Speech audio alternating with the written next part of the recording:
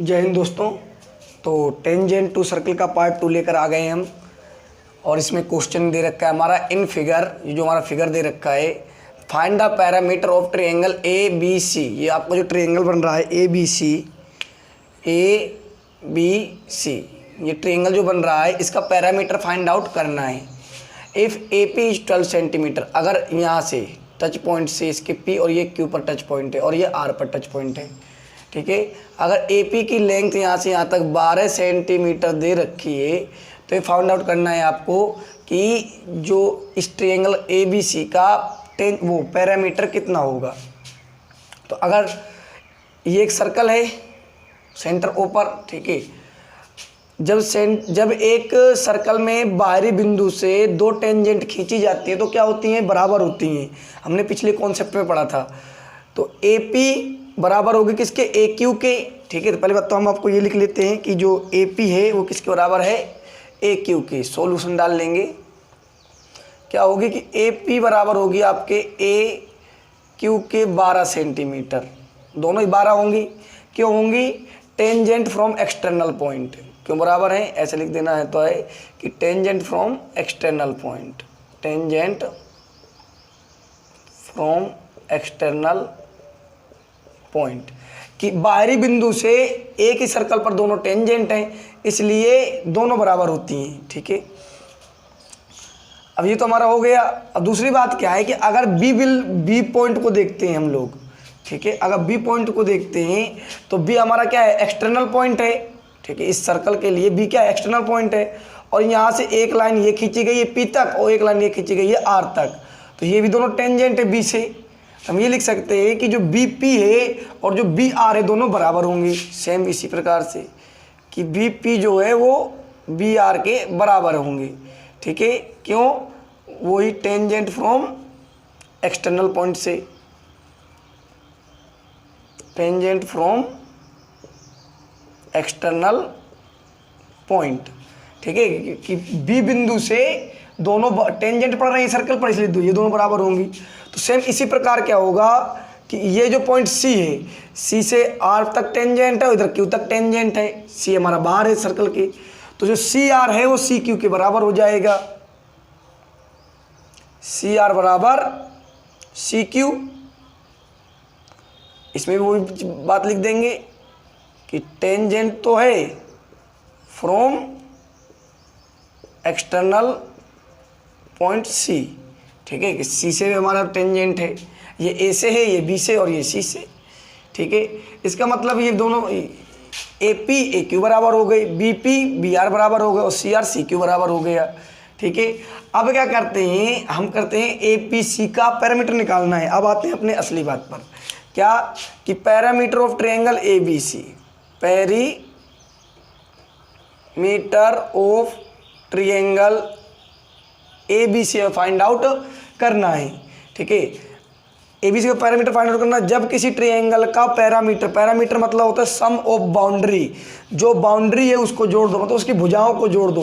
तो इस ए बी सी ट्रायंगल में कौन कौन सी भुजा है, एक तो ए से लेकर बी तक की भुजा है, तो ए बी हो जाएगी, ए बी प्लस एक बी सी भुजा है तो बी सी कर देंगे, प्लस बी सी प्लस एक ए सी है, ए सी यही होगा, A B plus B C plus A C, तीनों साइडों को जोड़ देंगे तो पैरामीटर निकल आता है। किसी भी ट्रायंगल के अगर तीनों साइडों को जोड़ देते हैं तो उसका पैरामीटर निकल आता है। पैरामीटर को कहते हैं परिमाप, ठीक है। तो भुजाओं का योग परिमाप के बराबर होता है। तो अब हम क्या करेंगे कि ए बी तो हमें पता नहीं, हमें ए पी पता है, तो हम क्या करेंगे, जो बी सी है, बी सी को हम इस प्रकार से लिख सकते हैं, जो बी सी है वो दो लाइनों से मिलकर बनी है, ठीक है। हम क्या लिख सकते हैं कि जो बी सी है हमारी, ठीक है, वो दो लाइनों से मिलकर बनी है। कौन कौन से, एक तो बी आर और एक सी आर, ठीक है, B R plus C R या आर सी, ठीक है, बी आर और सी आर, ठीक है। बी आर और सी आर को जोड़ देते हैं तो क्या बन जाती है, वो बी सी पूरी बन जाती है, क्योंकि आर कॉमन पॉइंट दोनों में, ठीक है, कोलिनियर है तीनों। B R plus C R equal to हो जाती है बी सी। तो हम इसको इसी प्रकार से तोड़ देते हैं कि बी सी की जगह हम क्या लिख सकते हैं, B R plus C R plus A C. बस आपको ये काम करना है कि इसको तोड़ देना है बी सी वाले को, ठीक है, यहाँ पर लिख दिया है कि ऐसा हमने क्यों लिखा है, क्योंकि बी सी बी आर और सी आर के बराबर है। ठीक है, अब देखो अगर ए बी में, अगर ए बी और बी आर किसके बराबर है, ये भी लिख देते हैं, ये तो हमने तोड़ दिया। अब बी आर किसके बराबर है, ए बी लिख देंगे, ए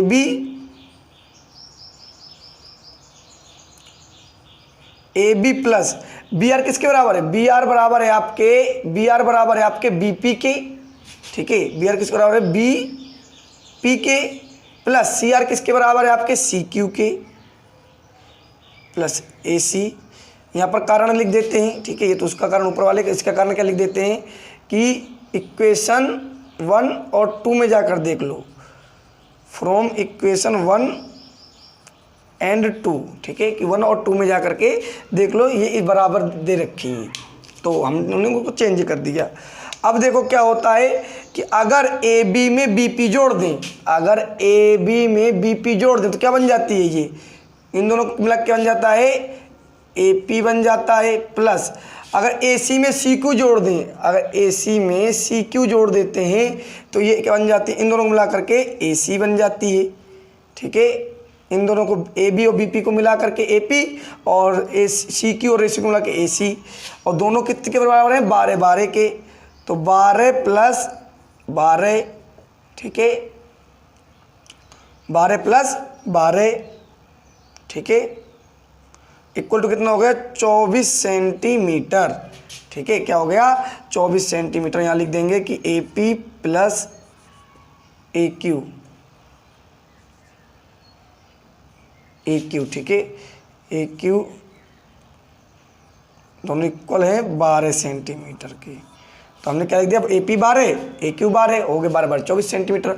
तो पैरामीटर कितना निकल कर आ गया, 24 सेंटीमीटर। कितना निकल कर आ गया, 24 सेंटीमीटर। एक एक स्टेप आपको याद करके चलना है। ठीक है, एक एक स्टेप जब इस प्रकार का क्वेश्चन आए, ठीक है, पैरामीटर निकालने के लिए, तो आपको इस प्रकार से करना है कि पहले आपको ये देख लेना कि जब देखो बाहरी अगर टेंजेंट से दो, यहाँ पर टच पॉइंट है बाहर वाले का, ठीक है, तो ये ए पी और ए क्यू बराबर हो गया 12 सेंटीमीटर, क्योंकि दे रखा है ए पी 12 सेंटीमीटर है। फिर उसके बाद बी हमारा बाहरी बिंदु है और यहाँ से दोनों टच हो रही हैं, बी पी और बी आर, तो ये दोनों बराबर हो गए। फिर सी हमारा कॉमन बिंदु है, एक्सटर्नल पॉइंट, सी से 2 लाइन निकली, एक सी आर और एक सी क्यू, ये दोनों बराबर हो गए टेंजेंट फ्रॉम एक्सटर्नल पॉइंट से। अब पैरामीटर का फॉर्मूला होता है A B plus B C plus A C. ठीक है, ट्रायंगल की तीनों साइडों को जोड़। अब बी सी को हम इस प्रकार से लिख सकते हैं, क्योंकि बी सी 2 लाइनों से मिलकर बनी है, बी आर और सी आर से, तो हमने इनको तोड़ दिया। अब बी आर बी पी के बराबर है और सी आर सी क्यू के बराबर है। अब इन दोनों को जोड़ दिया तो ए पी आ गया, इन दोनों को जोड़ दिया ए क्यू आ गया, और इन दोनों की वैल्यू पता थी, रख दिया तो आ गया 424। इस प्रकार से हम इन क्वेश्चनों को करते हैं। आई होप मेरा वीडियो आपके लिए हेल्पफुल होता होगा। हमसे जुड़ने के लिए हमारे चैनल को सब्सक्राइब करें। अगला क्वेश्चन देखते हैं।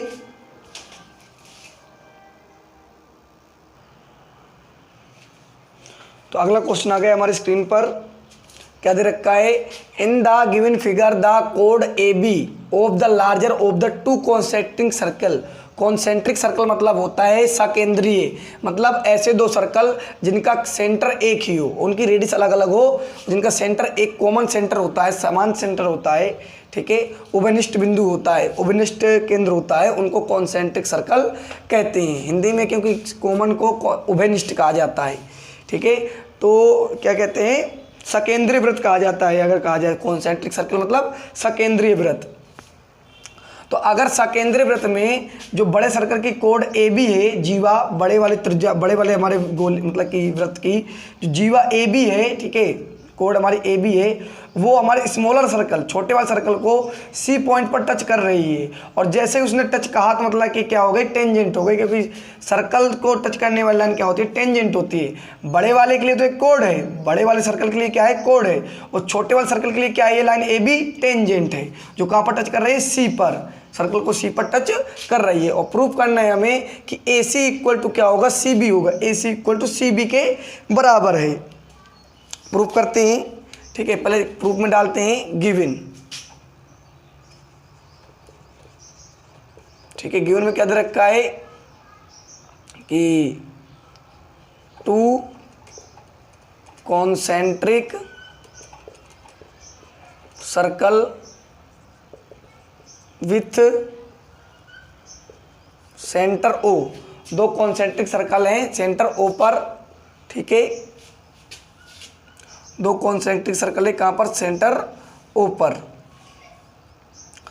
और हम क्या कर सकते हैं यहाँ पर, ये लिख सकते हैं क्या कि ए बी इज ए कोड, ए बी इज ए कोड फॉर बिग सर्कल, बड़े सर्कल के कोड है, and A B is tangent, A B क्या है, टेंजेंट है टू स्मॉलर सर्कल। छोटे सर्कल के लिए क्या है, टेंजेंट है, छोटे वाले सर्कल के लिए टेंजेंट है, और बड़े वाले सर्कल के लिए क्या है, ये बड़े वाले सर्कल के लिए ये है कोड। टू प्रूफ, प्रूफ हमें क्या करना है,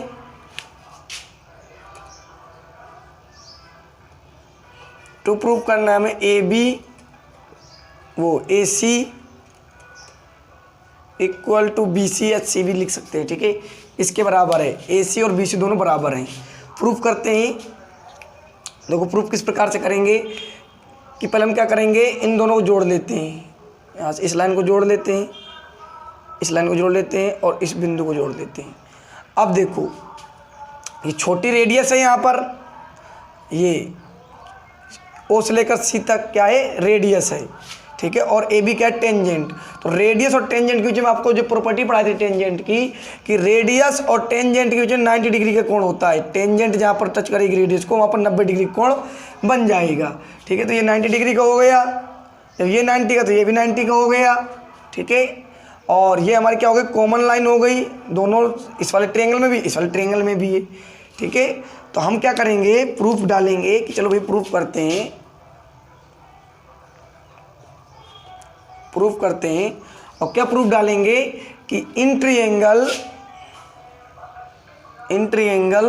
ओ C A and triangle O B C, वो ओ सी बी, एक तो ओ सी ए और एक ओ सी बी, ये दो ट्रायंगल हमें लेना है, ठीक है। जब ये दोनों ट्रायंगल लेंगे, देखो इस वाले ट्रायंगल में ओ सी ई में सी 90 डिग्री का है, इसमें लिख देंगे angle O C A equal angle O C B, किस लिए, ईच 90, ठीक है, each 90 because O C perpendicular A B, क्योंकि ओ सी जो होगा ए बी पर परपेंडिकुलर होगा, ठीक है, टेंजेंट है, ठीक है। दूसरी बात कि ओ ए इक्वल टू होगा O B, O A equal to आपका होगा ओ बी, क्योंकि radius of big circle, radius of big circle, क्योंकि दोनों ओ ए और ओ बी से क्या बड़े सर्कल की रेडियस है, सेंटर से लेकर के सर्कमफ्रेंस तक, ठीक है। अब ओ सी दोनों उसमें आता है, ओ सी दोनों ट्रायंगल में आ रहा है, तो लिख देंगे ओ सी इक्वल टू ओ सी, ओ सी क्या है, बराबर है, तो क्या हो जाएगा, कॉमन साइड, कॉमन साइड।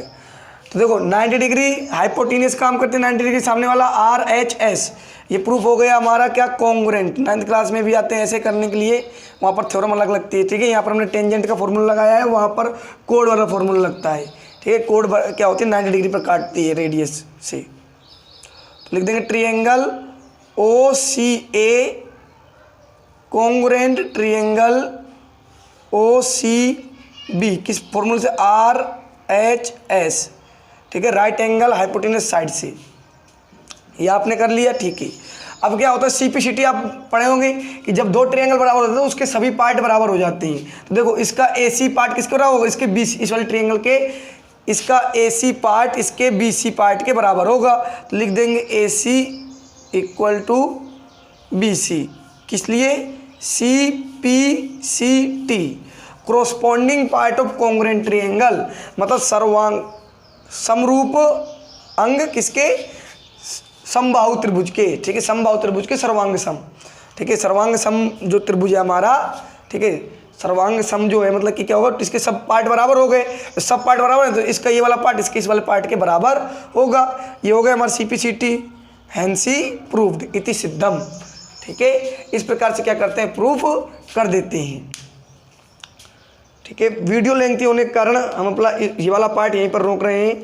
अगला पार्ट लेकर आएंगे, ठीक है। उसमें क्या होगा, थोड़ा हाई लेवल क्वेश्चन होंगे। अगले वीडियो में मिलते हैं। आई होप मेरा वीडियो आपके लिए हेल्पफुल होता होगा। Thank you.